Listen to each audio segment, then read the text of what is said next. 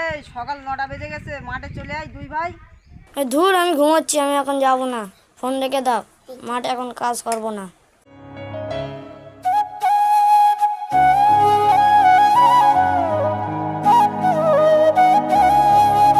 দাঁড়া, ও ও উঠিনি তো, আব্বার কাছে গিয়ে ওর মার খাওয়াবো।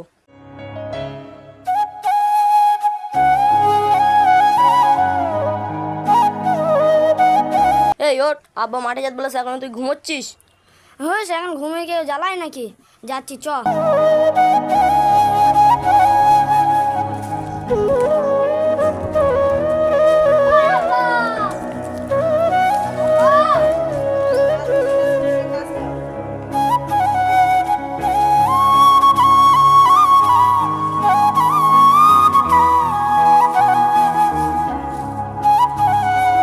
হ্যালো, বলো, কি করছো এখন? ও, বসে আছো? কি খেয়েছো?